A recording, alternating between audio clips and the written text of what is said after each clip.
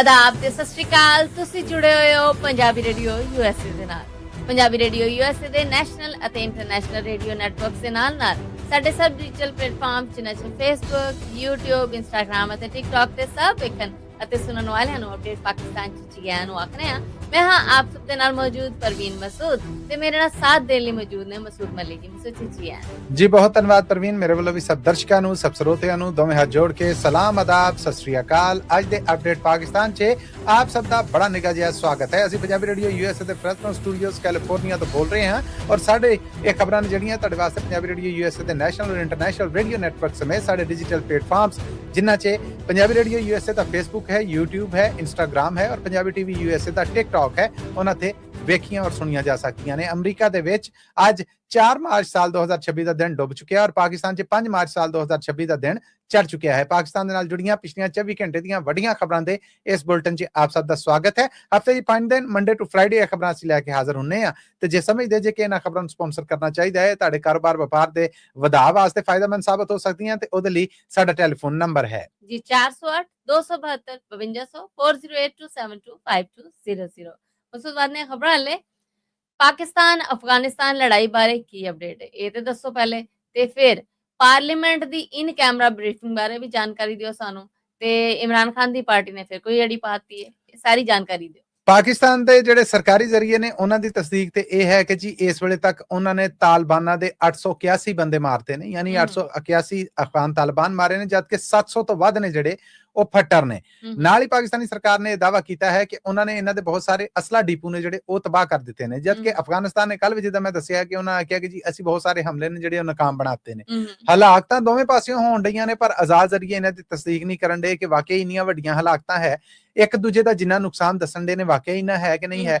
ਹੁਣ ਜਦੋਂ ਈਰਾਨ ਜੰਗ ਛਿੜ ਪਈ ਹੈ ਨਾਲ ਪਾਕਿਸਤਾਨ ਦੇ ਦੋਵੇਂ ਗਵਾਂਢੀ ਨੇ ਜਿਹੜੇ ਭਾਰਤ ਦੇ ਨਾਲ ਪਹਿਲੇ ਕੋਈ ਤਾਲੁਕ ਵਾਸਤੇ ਚੰਗੇ ਨਹੀਂ ਗਏ ਹੈ ਇਹ ਅਫਗਾਨਿਸਤਾਨ ਦੇ ਨਾਲ ਝੇੜਾ ਹੈ ਜਿਹੜਾ ਉਹ ਛਿੜਿਆ ਹੋਇਆ ਸੀਗਾ ਤੇ ਇਸ ਪਾਸਿਓਂ ਈਰਾਨ ਆ ਜਿਹੜਾ ਉਧਰ ਵੀ ਅੱਗ ਲੱਗ ਗਈ ਹੈ। ਹੁਣ ਵੇਖਿਆ ਜਾਏ ਤਾਂ ਪਾਕਿਸਤਾਨ ਦਾ ਪਹਾੜੀ ਪਾਸੇ ਤਾਂ ਜਿੰਨਾ ਬਾਰਡਰ ਆ ਉਹ ਲੱਗਦਾ ਜਾਂ ਅਫਗਾਨਿਸਤਾਨ ਨੂੰ ਤੇ ਜਾਂ ਈਰਾਨ ਨੂੰ ਇਹ ਪੂਰੇ ਦੇ ਪੂਰੇ ਬਾਰਡਰ ਦੇ ਉੱਤੇ ਅੱਗ ਲੱਗੀ ਹੋਈ ਹੈ। ਹੁਣ ਰਹਿ ਗਿਆ ਇੱਧਰ ਇੰਡੀਆ ਦੇ ਨਾਲ ਹਾਲਾਤ ਠੀਕ ਨਹੀਂ ਇੱਕ ਪਾਸੇ ਸਮੁੰਦਰ ਆ ਤੇ ਇੱਕ ਪਾਸੇ ਚੀਨ ਰਹਿ ਗਿਆ ਤੇ ਬਾਕੀ ਮਾਮਲੇ ਇਹਨਾਂ ਹਾਲਾਤਾਂ ਦੇ ਉੱਤੇ ਇਹ ਆਖਿਆ ਗਿਆ ਕਿ ਜਿਓਗ੍ਰਾਫਿਕਲੀ ਇਸ ਵੇਲੇ ਪਾਕਿਸਤਾਨ ਕਿੰਨਾ ਮਸਲਿਆਂ ਦਾ ਹੈ ਜਿਹੜਾ ਉਹ ਸ਼ਿਕਾਰ ਹੈ ਕਿਹੜੇ ਮਾਮਲੇ ਮਸਲੇ ਨੇ ਜਿਹੜੇ ਉਹ ਫੇਸ ਕਰਨੇ ਪੈ ਰਹੇ ਨੇ। ਇਹਦੇ ਤੇ ਸਭ ਸਿਆਸੀ ਪਾਰਟੀਆਂ ਮੁਲਕੀ ਸਿਆਸੀ ਪਾਰਟੀਆਂ ਜਿਹੜੀਆਂ ਉਹਨਾਂ ਨੂੰ ਭਰੋਸੇ 'ਚ ਲਿਆ ਜਾਏ ਉਹਦੇ ਲਈ ਸਰਕਾਰ ਵੱਲੋਂ ਇੱਕ ਇਨ ਕੈਮਰਾ ਇਕੱਠ ਜਿਹੜਾ ਉਹ ਸੱਦਿਆ ਵੀ ਗਿਆ ਹੈ ਔਰ ਉਹਦੇ 'ਚ ਮੁਲਕ ਭਰ ਦੀਆਂ ਸਿਆਸੀ ਪਾਰਟੀਆਂ ਦੇ ਲੀਡਰਾਂ ਨੂੰ ਸੱਦਿਆ ਗਿਆ ਹੈ। ਇਮਰਾਨ ਖਾਨ ਦੀ ਸਿਆਸੀ ਪਾਰਟੀ ਦੇ ਜਿਹੜੇ ਪ੍ਰਧਾਨ ਨੇ ਬੈਰਿਸਟਰ ਗੌਹਰ ਹੋਣੇ ਉਹਨਾਂ ਨੇ ਆਖਤਾ ਕਿ ਜੀ ਅਸੀਂ ਤੇ ਤਾਂ ਜਾਵਾਂਗੇ ਜੇ ਇਮਰਾਨ ਖਾਨ ਨੂੰ ਰਿਹਾ ਕੀਤਾ ਜਾਏ ਕਿਉਂਕਿ ਹਕੀਕੀ ਤੌਰ ਤੇ ਸਾਡੀ ਪਾਰਟੀ ਦਾ ਪ੍ਰਧਾਨ ਹੈ ਜਿਹੜਾ ਇਮਰਾਨ ਖਾਨ ਆ ਇਹ ਹੁਣ ਮੁਲਕੀ ਮਾਮਲਾ ਮੁਲਕੀ ਮਸਲਾ ਹੈ। ਕੋਸ਼ਿਸ਼ ਕੀਤੀ ਜਾਏ ਕਿ ਇਮਰਾਨ ਖਾਨ ਨੂੰ ਜੇਲ੍ਹ ਤੋਂ ਪੈਰੋਲ ਤੇ ਰਿਹਾ ਕੀਤਾ ਜਾਏ ਔਰ ਇਸ ਮੀਟਿੰਗ ਦੇ ਵਿੱਚ ਬਿਠਾਇਆ ਜਾਏ ਔਰ ਉਹਦੇ ਨਾਲ ਸਾਰੀਆਂ ਗੱਲਾਂ ਸਾਂਝੀਆਂ ਕੀਤੀਆਂ ਜਾਣ। ਸਾਰੇ ਜਿੱਥੇ ਆਪੋ ਆਪਣੇ ਵਿਚਾਰ ਦੇਣ ਉੱਥੇ ਇਮਰਾਨ ਖਾਨ ਵੀ ਵਿਚਾਰ ਦੇਣ। ਸਿੱਧੇ ਨੇ ਜਿਹੜੇ ਉਹ ਸਾਡੇ ਇੰਟਰਨਲ ਨਹੀਂ ਯਾਨੀ ਮੁਲਕੀ ਤੌਰ ਤੇ ਜਾਂ ਸਿਆਸੀ ਤੌਰ ਤੇ ਆਪਸ ਦੇ ਜਿੱਥੇ ਮੁਲਕ ਦੀ ਗੱਲ ਆ ਗਈ ਹੈ ਉੱਥੇ ਸਾਰੀ ਲੀਡਰਸ਼ਿਪ ਬਹਿਣ ਲੱਗੀ ਹੈ ਤੇ ਇਹ ਵੀ ਕਰੋ। ਇਹ ਹੁਣ ਉਹਨਾਂ ਦੇ ਪਹਿਲੀ ਗੱਲ ਹੈ ਔਰ ਨਾਲ ਫਿਰ ਉਹਨਾਂ ਨੇ ਇਹ ਵੀ ਆਖਿਆ ਕਿ ਅਸੀਂ ਜੇ ਇਹ ਸਾਡੀ ਗੱਲ ਨਹੀਂ ਮੰਨੀ ਜਾਂਦੀ ਮੁੱਢਲੇ ਤੌਰ ਤੇ ਉਹਨਾਂ ਨੇ ਧਮਕੀ ਦਿੱਤੀ ਹੈ ਕਿ ਅਸੀਂ ਇਸ ਇਨ ਕੈਮਰਾ ਬਰੀਫਿੰਗ ਦੇ ਵਿੱਚ ਨਹੀਂ ਜਾਵਾਂਗੇ। ਇਹ ਇਮਰਾਨ ਖਾਨ ਦੀ ਸਿਆਸੀ ਪਾਰਟੀ ਦਾ ਪ੍ਰਵੀਨ ਕਹਿਣਾ ਹੈ ਜੀ।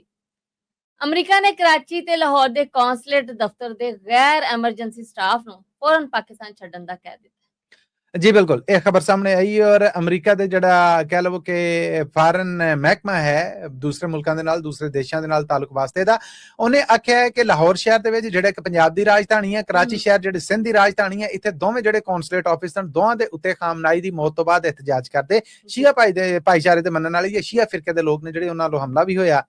ਕਰਾਚੀ ਦੇ ਵਿੱਚ 10 ਹਲਾਕਤਾਂ ਵੀ ਹੋਈਆਂ ਫਾਇਰਿੰਗ ਦੀ ਇੱਕ ਵੀਡੀਓ ਵੀ ਸਾਹਮਣੇ ਆਈ। ਫਿਰ ਬਕਾਇਦਾ ਤੌਰ ਤੇ ਅਮਰੀਕਨ ਸਰਕਾਰ ਨੇ ਐਲਾਨ ਕੀਤਾ ਕਿ ਸਾਡੇ ਮੈਰੀਅਨਸ ਨੇ ਜਿਹੜੇ ਉਹਨਾਂ ਨੇ ਇhtਜਾਜ ਕਰਦੇ ਇਹਨਾਂ 10 ਲੋਕਾਂ ਨੂੰ ਜਿਹੜਾ ਉਹ ਕਤਲ ਕੀਤਾ ਹੈ ਜਾਂ ਮਾਰਿਆ ਹੈ ਗੋਲੀ ਮਾਰੀ ਹੈ ਇਹ ਕਿਉਂਕਿ ਅਮਰੀਕਨ ਕੌਂਸਲੇਟ ਆਫਿਸ ਦੇ ਅੰਦਰ ਨੰਗ ਆਏ ਸਨ। ਹੁਣ ਇਹ ਹਾਲਾਤ ਜਿਹੜੇ ਬਣੇ ਪਏ ਨੇ ਇਹਨਾਂ ਦੇ ਵਿੱਚ ਅਮਲਾ ਹੈ ਜਿਹੜਾ ਉਹ ਜ਼ਾਹਰ ਹੈ ਕਿ ਮੁਸ਼ਕਿਲਾਂ ਦਾ ਸ਼ਿਕਾਰ ਹੈ ਲੋਕਾਂ ਦੀ ਨਜ਼ਰ ਹੈ ਕਿਸੇ ਵੇਲੇ ਵੀ ਕੁਝ ਵੀ ਮਸਲਾ ਹੈ ਜਿਹੜਾ ਉਹ ਬਣ ਸਕਦਾ ਹੈ। ਇਹਨਾਂ ਮਸਲਿਆਂ ਤੋਂ ਬਚਣ ਖਾਤਰ ਔਰ ਆਪਣੇ ਸ਼ਹਿਰੀਆਂ ਦੀ ਹਿਫਾਜ਼ਤ ਖਾਤਰ ਯਾਨੀ American citizen first protection first ਹੈ ਜਿਹੜਾ ਉਹਨੂੰ ਅੱਗੇ ਲੈ ਕੇ ਤੇ ਇਹ ਆਖਿਆ ਗਿਆ ਕਿ ਗੈਰ ਐਮਰਜੈਂਸੀ ਜਾਂ ਗੈਰ ਸਫਾਰਤੀ ਇਹੋ ਜਿਹਾ ਅਮਲਾ ਜਿਹੜਾ ਇਸ ਵੇਲੇ ਪਾਕਿਸਤਾਨ 'ਚ ਲਾਹੌਰ ਸ਼ਹਿਰ 'ਚ ਔਰ ਕਰਾਚੀ 'ਚ ਸੇਵਾਵਾਂ ਨਿਭਾ ਰਿਹਾ ਆ ਉਹ ਆਪਣੇ ਪਰਿਵਾਰਾਂ ਸਮੇਤ ਪਾਕਿਸਤਾਨ ਛੱਡ ਦੇਵੇ। ਠੀਕ ਹੈ। ਨਾਲ ਹੀ 6 ਮਾਰਚ ਤੱਕ ਪੂਰੇ ਮੁਲਕ 'ਚ ਲਾਹੌਰ, ਕਰਾਚੀ, ਈਵਨ ਦੈਨ ਕਿ ਇਸਲਾਮਾਬਾਦ ਐਮਬੈਸੀ 'ਚ ਜਿੰਨੇ ਇੰਟਰਵਿਊ ਸਨ ਪ੍ਰਵੀਨ ਇਤਲਾਵਾਂ ਲੱਭ ਰਹੀਆਂ ਕਿ ਉਹ ਸਭ ਕੈਂਸਲ ਹੋ ਗਏ ਨੇ ਔਰ ਉਹਨਾਂ ਦੀਆਂ ਡੇਟਾਂ ਰੀਸਕੈਜੂਅਲ ਕੀਤੀਆਂ ਜਾ ਰਹੀਆਂ ਨੇ। ਲਾਹੌਰ ਔਰ ਕਰਾਚੀ ਆਫਿਸ ਦੇ ਵਿੱਚ ਅਮਰੀਕਨ ਸ਼ਹਿਰੀ ਨੇ ਜਿਹੜੇ ਆਪਣੇ ਇਹਨਾਂ ਕੌਂਸੂਲੇਟ ਆਫਿਸਿਸ ਤੋਂ ਆਪਣੇ ਕੰਮਕਾਰ ਨੇ ਜਿਹੜੇ ਜਾਂ ਲੋੜਾਂ ਜਾਂ ਪਾਸਪੋਰਟ ਜਾਂ ਕੋਈ ਵੀ ਉਹਨਾਂ ਸਾਰੀਆਂ ਸਰਵਿਸਿਜ਼ ਨੂੰ ਬੰਦ ਕਰ ਦਿੱਤਾ ਗਿਆ। ਯਾਨੀ ਸਰਵਿਸਿਜ਼ ਸਿਰਫ ਪਾਕਿਸਤਾਨੀਆਂ ਵਾਸਤੇ ਨਹੀਂ ਬਲਕਿ ਅਮਰੀਕਨ ਸਿਟੀਜ਼ਨ ਜਿਹੜੇ ਪਾਕਿਸਤਾਨ 'ਚ ਮੌਜੂਦ ਨੇ ਕੰਮਕਾਰ ਵਾਸਤੇ, ਕਾਰੋਬਾਰ ਵਾਸਤੇ, ਕਿਸੇ ਵੀ ਸੂਰਤ ਉਹਨਾਂ ਸਾਰਿਆਂ ਵਾਸਤੇ ਵੀ ਇਹਨਾਂ ਦੋਹਾਂ ਤੋਂ ਸਰਵਿਸਿਜ਼ ਬੰਦ ਕਰ ਦਿੱਤੀਆਂ। ਕਦੋਂ ਤੱਕ ਬੰਦ ਰਹਿਣਗੀਆਂ ਇਹ ਕੋਈ ਪਤਾ ਨਹੀਂ ਹੈ, ਇਹ ਕੋਈ ਪਤਾ ਨਹੀਂ ਗਾ ਹੈ। ਔਰ ਹੁਣ ਇਹ ਆਖਿਆ ਗਿਆ ਹੈ ਕਿ ਇਹ ਸਾਰੇ ਜਿਹੜੇ ਮੁਲਾਜ਼ਮ ਨੇ ਇਹ ਪਾਕਿਸਤਾਨ ਛੱਡ ਦੇਣ, ਆਪਣੇ ਪਰਿਵਾਰਾਂ ਸਮੇਤ ਪਾਕਿਸਤਾਨ ਤੋਂ ਜਿੱਡਾ ਛੇਤੀ ਹੋ ਸਕਦਾ ਉਨੀ ਛੇਤੀ ਨਿਕਲ ਜਾਣ। ਜੀ ਪਾਕਿਸਤਾਨ ਦੀ ਡਿਫੈਂਸ ਮਿਨਿਸਟਰੀ ਦੇ 4 ਮੁਲਾਜ਼ਮਾਂ ਨੂੰ ਇਸ ਕਰਕੇ ਸਜ਼ਾਵਾਂ ਸੁਣਾਈਆਂ ਗਈਆਂ ਕਿ ਉਹਨਾਂ ਨੇ ਰੂਸੀ ਏਜੰਟ ਨੂੰ ਮੁਲਕੀ ਰਾਜ਼ ਦੱਸੇ ਸਨ। ਪ੍ਰਵੀਨ BBC ਨੇ ਇਹ ਖਬਰ ਰਿਪੋਰਟ ਕੀਤੀ ਹੈ, ਜਦ ਕਿ ਪਾਕਿਸਤਾਨ ਤੋਂ ਫਿਰ ਇਸ ਖਬਰ ਨੂੰ ਜਦੋਂ ਅਸੀਂ ਵੈਰੀਫਾਈ ਕੀਤਾ ਤੇ ਪਤਾ ਲੱਗਾ ਕਿ ਡਿਫੈਂਸ ਮਿਨਿਸਟਰੀ ਤੋਂ ਇੱਕ ਕਰਨਲ ਲੈਵਲ ਦਾ ਅਫਸਰ ਹੈ ਜਿਹੜਾ ਉਹ ਇਸ ਕੇਸ ਦਾ ਹਿੱਸਾ ਹੈ। ਤੇ ਇਹਨਾਂ ਨੇ ਜਿਹੜੇ ਆਮ ਲੋਕ ਨੇ, ਸਿਵਿਲੀਅਨ ਨੇ, ਕੁਝ ਲੋਕ ਨੇ ਜਿਹੜੇ ਉਹਨਾਂ ਨੂੰ ਇਹਦੇ 'ਚ ਰਿਲੀਫ ਹੈ ਜਿਹੜਾ ਉਹ ਵੀ ਲੱਭਾ ਆ। ਸਜ਼ਾ ਜਿਨ੍ਹਾਂ ਨੂੰ ਹੋਈ ਹੈ ਅਦਾਲਤੀ ਫੈਸਲੇ ਮੁਜਬ ਉਹਨਾਂ ਦੇ ਵਿੱਚ ਸਫਦਰ ਰਹਿਮਾਨ ਨਾਂ ਦਾ ਇੱਕ ਬੰਦਾ, ਇਹਨੂੰ 10 ਸਾਲ ਕੈਦ ਹੋਈ ਹੈ। ਤਨਜ਼ੀਲੁਰ ਰਹਿਮਾਨ ਹੈ, ਇਹਨੂੰ 5 ਸਾਲ ਕੈਦ ਹੋਈ ਹੈ। ਮੁਹੰਮਦ ਵਕਾਰ ਨੂੰ 5 ਸਾਲ ਕੈਦ ਹੋਈ ਹੈ ਔਰ ਮੁਹੰਮਦ ਤਾਹਰ ਨੂੰ 5 ਸਾਲ ਕੈਦ ਹੋਈ ਹੈ। ਇਹਨਾਂ ਦੇ ਉੱਤੇ ਇਲਜ਼ਾਮ ਆ ਕਿ ਇਹਨਾਂ ਨੇ ਅਫੀਸ਼ੀਅਲ ਸੀਕ੍ਰੇਟ ਐਕਟ 1923 ਦੀ ਖਿਲਾਫਵਰਜੀ ਕਰਦਿਆਂ ਹੋਇਆਂ ਰੂਸੀ ਏਜੰਟ ਦੇ ਨਾਲ, ਰੂਸੀ ਐਮਬੈਸੀ ਜਾਂ ਸਫਾਰਤਖਾਨੇ ਜਾਂ ਕੌਂਸੂਲੇਟ ਆਫਿਸ ਦੇ ਸਟਾਫ ਦੇ ਨਾਲ ਮੁਲਾਕਾਤ ਕੀਤੀ ਔਰ ਮੁਲਕੀ ਰਾਜ਼ ਨੇ ਜਿਹੜੇ ਉਹ ਉਹਨਾਂ ਨੂੰ ਸ਼ੇਅਰ ਕੀਤੇ। ਇਹ ਹੁਣ ਵੇਚੇ ਗਏ ਨੇ ਜਾਂ ਮੁਫਤ ਦਿੱਤੇ ਗਏ ਨੇ ਇਸ ਬਾਰੇ ਕੋਈ ਖਬਰ ਹੈ ਜਿਹੜੀ ਉਹ ਨਹੀਂ ਦਿੱਤੀ ਗਈ। ਤੇ ਜੇ ਇਹ ਦਿਫਾਵਾਂ ਕਹਿੰਦੇ ਨੇ ਕਿ ਪੂਰੀਆਂ ਸਾਬਤ ਹੋ ਜਾਂਦੀਆਂ ਤੇ ਇਹਨਾਂ ਨੂੰ 14 ਸਾਲ ਕੈਦ ਹੋਣੀ ਸੀਗੀ, ਪਰ 10 ਸਾਲ ਤੋਂ ਉੱਤੇ ਕਿਸੇ ਨੂੰ ਨਹੀਂ। ਇਹਦਾ ਮਤਲਬ ਕਿ ਕਿਤੇ ਨਾ ਕਿਤੇ ਕੁਝ ਰਿਲੀਫ ਲੱਭਾ ਹੈ।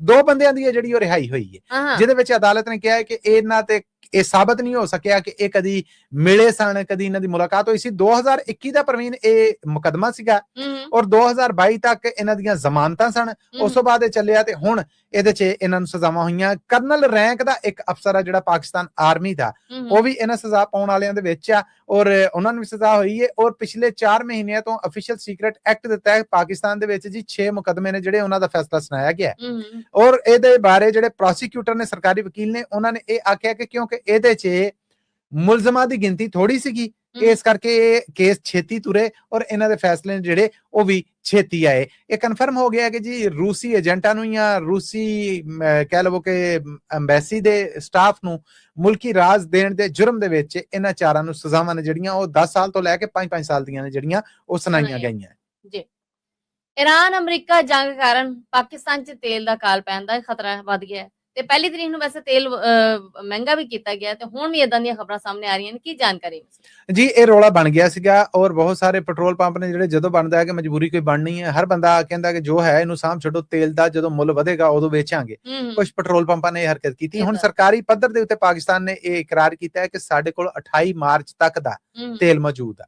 ਨਾਲ ਹੀ ਇਹ ਆਖਿਆ ਗਿਆ ਕਿ ਸਾਊਦੀ ਅਰਬ ਨੇ ਵਾਅਦਾ ਦਿੱਤਾ ਹੈ ਕਿ ਹਾਲਾਤ ਕਿਹੋ ਜਿਹੇ ਵੀ ਹੋਣਗੇ ਪਾਕਿਸਤਾਨ ਦੀ ਤੇਲ ਦੀ ਸਪਲਾਈ ਹੈ ਜਿਹੜੀ ਉਹ ਬੰਦ ਨਹੀਂ ਕੀਤੀ ਜਾਏਗੀ। ਆਬਨਾਏ ਹਰਮਸ ਬੰਦ ਹੋਣ ਤੋਂ ਬਾਅਦ ਜਿਹੜੇ ਸਮੁੰਦਰੀ ਪੱਟੀ ਹੈ ਉਹ ਬੰਦ ਕੀਤੀ ਹੈ। 20% ਪਾਕਿਸਤਾਨ ਦਾ ਤੇਲ ਉਸ ਰਾਹ ਥਾਣੀ ਆਂਦਾ ਸੀਗਾ, ਸੋ ਉਹਦਾ ਆਲਟਰਨੇਟਿਵ ਜਿਹੜਾ ਹੁਣ ਸਾਊਦੀ ਅਰਬ ਵੱਲ ਵੇਖਿਆ ਜਾ ਰਿਹਾ ਆ। ਸਾਊਦੀ ਅਰਬ ਕਿਹੜੇ ਰੂਟ ਥਾਣੀ ਦੇਗਾ ਇਹ ਨਹੀਂ ਹਜੇ ਤੱਕ ਕਨਫਰਮ ਹੋਇਆ, ਲੇਕਿਨ ਪਾਕਿਸਤਾਨੀ ਸਰਕਾਰ ਨੇ ਸਰਕਾਰੀ ਪੱਧਰ ਤੇ ਇਹ ਇਕਰਾਰ ਜ਼ਰੂਰ ਕੀਤਾ ਹੈ ਕਿ ਜੀ ਸਾਨੂੰ ਸਾਊਦੀ ਅਰਬ ਨੇ ਜ਼ਮਾਨਤ ਦਿੱਤੀ ਹੈ ਕੋਈ ਵੀ ਮਾਮਲੇ ਹੋਣਗੇ ਤੁਹਾਡੇ ਤੇਲ ਦੀ ਸਪਲਾਈ ਹੈ ਜਿਹੜੀ ਉਹਦੇ 'ਚ ਕੋਈ ਰੁਕਾਵਟ ਨਹੀਂ ਪੈਣ ਦਾਂਗੇ। 28 ਮਾਰਚ ਤੱਕ ਉਹਨਾਂ ਨੇ ਆਖਿਆ ਕਿ ਸਾਡੇ ਕੋਲ ਸਟਾਕ ਹੈ ਜਿਹੜਾ ਉਹ ਮੌਜੂਦ ਆ ਤੇ ਇਸ ਤੋਂ ਬਾਅਦ ਹਾਲਾਤ ਨੇ ਜਿਹੜੇ ਸਾਡੀ ਪੂਰੀ ਕੋਸ਼ਿਸ਼ ਹੈ ਕਿ ਵੈਸੇ ਵੀ ਈਰਾਨ ਦੀ ਇਹ ਲੜਾਈ ਹੈ ਜਿਹੜੀ ਇਹਨੂੰ ਰੁਕਵਾਉਣ ਦੇ ਵਿੱਚ ਆਪਣਾ ਇੱਕ ਫਰਜ਼ ਸਮਝ ਕੇ ਕਿਰਦਾਰ ਆ ਜਿਹੜੇ ਉਹ ਨਿਭਾਉਂਦੇ ਰਹੀਏ। ਇਹ ਪਾਕਿਸਤਾਨ ਦੇ ਡਿਪਟੀ ਪ੍ਰਾਈਮ ਮਿਨਿਸਟਰ ਇਸਾਕ ਡਾਰ ਉਹਨਾਂ ਨੇ ਕੱਲ ਵੀ ਬਿਆਨ ਦਿੱਤਾ ਸੀਗਾ ਔਰ ਹੁਣ ਉਹਨਾਂ ਦੀ ਗੱਲ ਖੁੱਲ ਡੁੱਲ ਕੇ ਸਾਹਮਣੇ ਆਈ ਹੈ ਕਿ ਜਦੋਂ ਸਾਊਦੀ ਅਰਬ ਤੇ ਹਮਲੇ ਹੋਏ ਸਨ ਤੇ ਅਸੀਂ ਈਰਾਨ ਨੂੰ ਕਹਿਤਾ ਸੀਗਾ ਕਿ ਭਈ ਸਾਡਾ ਉਹਨਾਂ ਦਾ ਡਿਫੈਂਸ ਸਮਝੌਤਾ ਹੀ ਏਦਾਂ ਨਾ ਕਰ, ਨਹੀਂ ਤੇ ਫਿਰ ਸਾਨੂੰ ਮਾਮਲੇ 'ਚ ਉਤਰਨਾ ਪੈਣਾ। ਇਹ ਜ਼ਰਾ ਹੋਰ ਉਹਨੂੰ ਅਰਥ ਗੱਲ ਦਾ ਕੱਢੀਏ ਨਾ ਤੇ ਉਹ ਇਹ ਬਣਦਾ।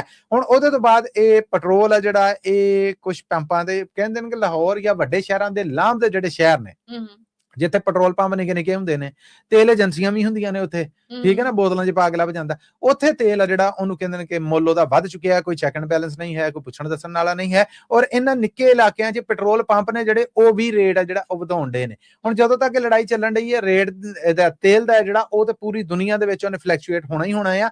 ਮਾਹਿਰ ਤੇ ਇਹ ਕਹਿਣ ਡੇ ਨੇ ਕਿ ਫੀ ਬੈਰਲ ਤੇਲ ਆ ਜਿਹੜਾ ਉਹਦਾ ਮੁੱਲ ਇਸ ਵੇਲੇ ਵੱਧ ਕੇ 75-78 ਸੈਂਟ ਤੇ ਅੱਪੜ ਗਿਆ ਆ, ਅੱਗੇ ਵੱਧ ਕੇ ਇਹ 100 ਤੱਕ ਜਾ ਸਕਦਾ ਹੈ। ਤੇ ਪਾਕਿਸਤਾਨ ਦੇ ਵਿੱਚ ਫਿਰ ਸਮਝੋ ਕਿ ਅਸੀਂ ਅੱਗੇ ਢੀਕ ਨੇ ਕੋਈ ਭੈੜਾ ਵਕਤ ਆਵੇ ਤੇ ਕਿ ਲੋਕਾਂ ਦੀਆਂ ਮਜਬੂਰੀਆਂ ਤੋਂ ਫਾਇਦਾ ਚੁੱਕੀਏ। ਜੀ ਇਮਰਾਨ ਖਾਨ ਦਾ ਜੇਲ੍ਹ 'ਚ ਅੱਖਾਂ ਦਾ ਦੁਬਾਰਾ ਚੈੱਕਅਪ ਹੋਇਆ ਹੈ ਤੇ ਖਬਰ ਸਾਹਮਣੇ ਆਈ ਕਿ ਉਹ ਹੁਣ ਵਧੀਆ ਵੇਖ ਸਕਦੇ ਨੇ ਤੇ ਪਹਿਲੇ ਨਾਲੋਂ ਕਾਫੀ ਬਿਹਤਰ। ਜੇ ਫੈਡਰਲ ਸਰਕਾਰ ਦਾ ਵੱਡਾ ਸਰਕਾਰੀ ਹਸਪਤਾਲ ਆ ਪਿੰਸ ਯਾਨੀ Pakistan institute of medical sciences ਉਹਦੀ ਇੰਤਜ਼ਾਮੀਆ ਵੱਲੋਂ ਇਹ ਆਖਿਆ ਗਿਆ ਕਿ 3 ਮਾਰਚ ਮੰਗਲਵਾਰ ਵਾਲੇ ਦਿਨ ਇਮਰਾਨ ਖਾਨ ਦਾ ਜੇਲ੍ਹ ਦੇ ਵਿੱਚ ਅੱਖਾਂ ਦਾ ਮੁਆਇਨਾ ਕੀਤਾ ਗਿਆ ਸੀਗਾ। ਜਿਹੜਾ ਉਹਨਾਂ ਦਾ ਅੱਖਾਂ ਦਾ ਨੁਕਸ ਆਇਆ ਸੀ, ਜਿਹੜਾ ਦੱਸਿਆ ਗਿਆ ਕਿ 85% ਉਹਨੇ ਕੰਮ ਕਰਨਾ ਛੱਡ ਦਿੱਤਾ, ਉਹਦਾ ਆਪਰੇਸ਼ਨ ਦੀਆਂ ਵੀ ਗੱਲਾਂ ਆਈਆਂ, ਟ੍ਰੀਟਮੈਂਟ ਦੀਆਂ ਵੀ ਗੱਲਾਂ ਆਈਆਂ।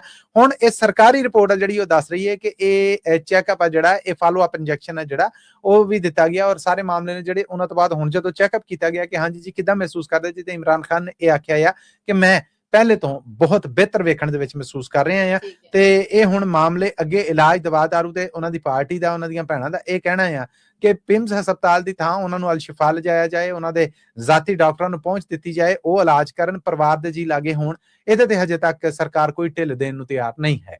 ਜੀ ਮਸੂਦ ਇਹਦੇ ਨਾਲ ਹੀ ਅਸੀਂ ਆਪਣੇ ਸਰੋਤਿਆਂ ਕੋਲ ਲੈਣੀ ਇਜਾਜ਼ਤ, ਪਰ ਜਾਣ ਤੋਂ ਪਹਿਲੇ ਉਹ ਇਹ ਗੱਲ ਜਿਹੜੀ ਸੀ ਹਰ ਵਾਰ ਕਰਨੇ ਹੁੰਦੇ। ਇਹ ਖਬਰਾਂ ਤੁਹਾਡੇ ਵਾਸਤੇ ਪੰਜਾਬੀ ਰੇਡੀਓ ਯੂਐਸਏ ਦੇ ਨੈਸ਼ਨਲ ਔਰ ਇੰਟਰਨੈਸ਼ਨਲ ਰੇਡੀਓ ਨੈਟਵਰਕ ਦੇ ਨਾਲ ਸਾਡੇ ਪੰਜਾਬੀ ਰੇਡੀਓ ਯੂਐਸਏ ਦੇ ਫੇਸਬੁੱਕ, YouTube, ਇੰਸਟਾਗ੍ਰਾਮ ਔਰ ਪੰਜਾਬੀ ਟੀਵੀ ਯੂਐਸਏ ਦੇ ਟਿਕਟੌਕ ਦੇ ਉੱਤੇ ਵੀ ਵੇਖੀਆਂ ਔਰ ਸੁਣੀਆਂ ਜਾ ਸਕਦੀਆਂ। ਹਫ਼ਤੇ 'ਚ 5 ਦਿਨ ਖਬਰਾਂ ਲੈ ਕੇ ਆਉਂਦੇ ਅਸੀਂ ਮੰਡੇ ਟੂ ਫਰਾਈਡੇ ਤੁਹਾਡੇ ਵਾਸਤੇ, ਤੇ ਜੇ ਇਹਨਾਂ ਖਬਰਾਂ ਨੂੰ ਤੁਸੀਂ ਸਪਾਂਸਰ ਕਰਨਾ ਹੋਏ ਤੇ ਉਹਦੇ ਲਈ ਸਾਡਾ ਟੈਲੀਫੋਨ ਨੰਬਰ ਹੈ ਜੀ 408 272 5200 4082725200। ਇਹਦੇ ਨਾਲ ਹੀ ਅਪਡੇਟ ਪਾਕਿਸਤਾਨ ਦੇ ਵਿੱਚੋਂ ਸਾਨੂੰ ਤੇ ਇਜਾਜ਼ਤ, ਅਗਲੇ ਅਪਡੇਟ ਪਾਕਿਸਤਾਨ ਤੱਕ ਲਈ ਮੇਰਾ ਤੁਹਾਡਾ ਸਾਡਾ ਸਾਰਿਆਂ ਦਾ ਰੱਬ ਰਾਖਾ।